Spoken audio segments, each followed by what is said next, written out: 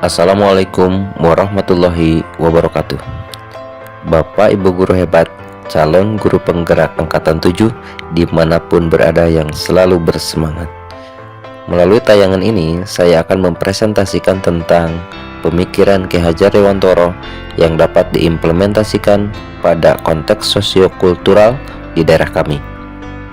Dengan fasilitator Bapak Asep Haryana dan pengajar praktiknya Bapak Kusmayatin.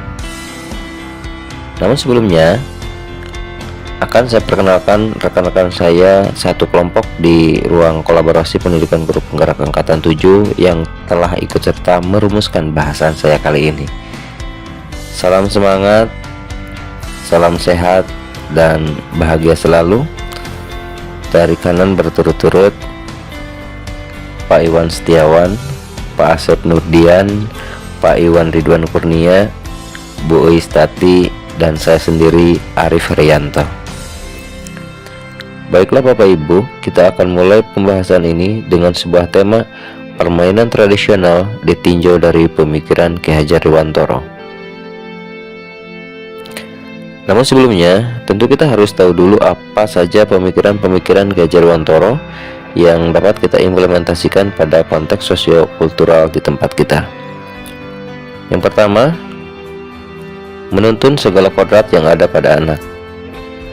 Maksudnya, pendidikan itu adalah menuntun segala kekuatan kodrat yang ada pada anak-anak agar mereka dapat mencapai keselamatan dan kebahagiaan yang setinggi-tingginya baik sebagai manusia maupun sebagai anggota masyarakat. Dua, pendidik diibaratkan sebagai petani yang menanam padi. Karena pada hakikatnya sama kewajiban seorang pendidik dengan seorang petani yang menanam padi misalnya. Hanya dapat menuntun tumbuhnya padi, ia dapat memperbaiki kondisi tanah, memelihara tanaman padi, memberi pupuk dan air,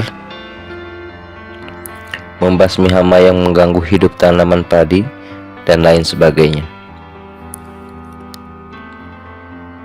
3. Budi pekerti, watak, karakter adalah bersatunya atau perpaduan harmonis antara gerak pikiran, perasaan, dan kehendak atau kemauan sehingga menimbulkan tenaga atau semangat. 4. Bermain adalah kodrat anak. 5. Berpihak pada anak, yaitu bebas dari segala ikatan, dengan suci hati mendekati sang anak, bukan untuk meminta sesuatu hak, melainkan untuk berhamba pada sang anak. Nah Bapak Ibu, ketika pemikiran Ki Hajar Dewantara tadi diimplementasikan pada konteks sosiokultural, kita tahu setiap daerah memiliki cara yang berbeda untuk membentuk budi pekerti siswa menyesuaikan dengan kebudayaan yang berlaku dan berkembang di daerahnya masing-masing. Hal itu terbukti bahwa setiap daerah memiliki kearifan lokal yang dapat dikembangkan berupa pengetahuan atau ide yang dipadu dengan norma adat, nilai budaya, guna menciptakan keteraturan sosial. Untuk membentuk karakter siswa, pendidik dapat menggunakan kearifan lokal yang ada.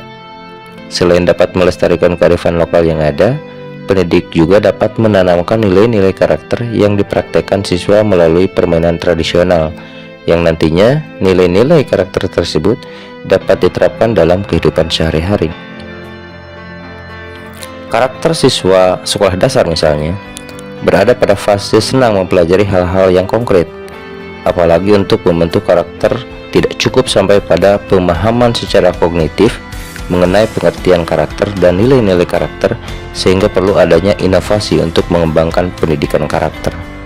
Permainan adalah salah satu alternatif yang dapat digunakan sebagai media pembelajaran penanaman karakter. Melalui bermain, siswa diharapkan mampu mengidentifikasi nilai-nilai karakter dalam permainan tersebut. Nah, terkait dengan permainan tradisional ini, saya tertarik dengan sebuah permainan anak, yaitu gobak sodor. Bapak Ibu tentu pernah mendengar, bahkan pernah melakukan permainan ini.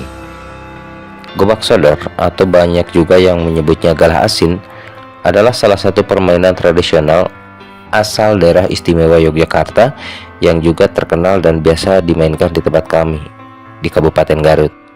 Permainan gobak sodor merupakan permainan menghalangi lawan untuk mencapai garis akhir.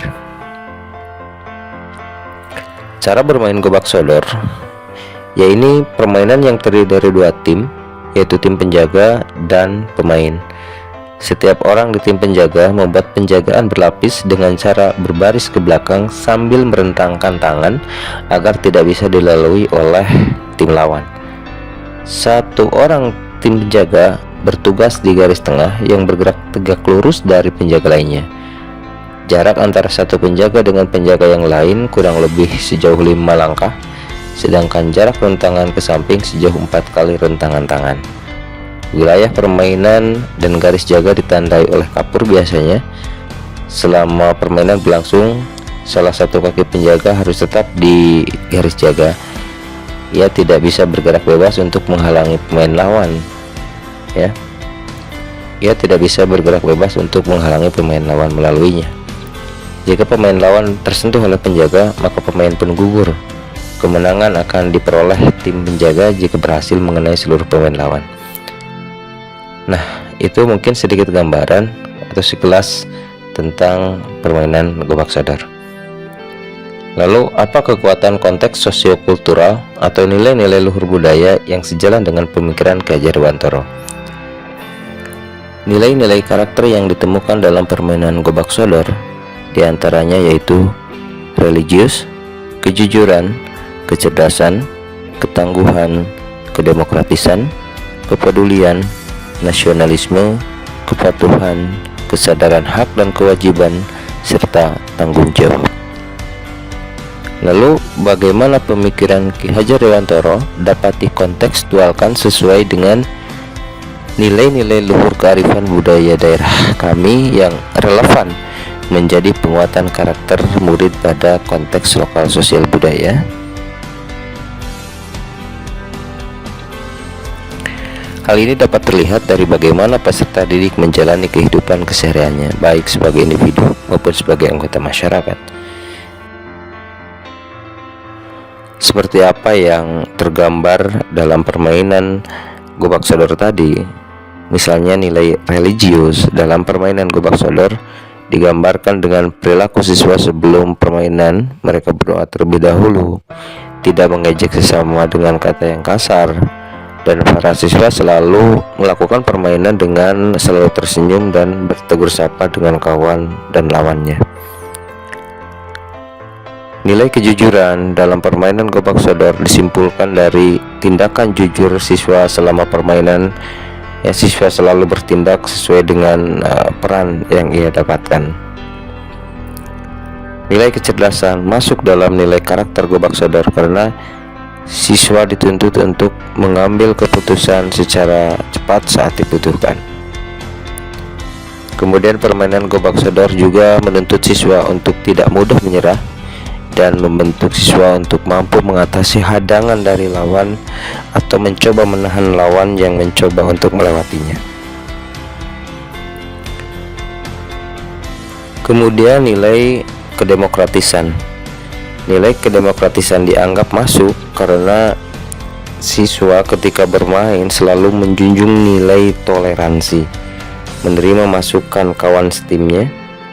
Gobak sodor juga mengajarkan untuk menerima kekalahan dalam pertandingan yang jujur dan adil.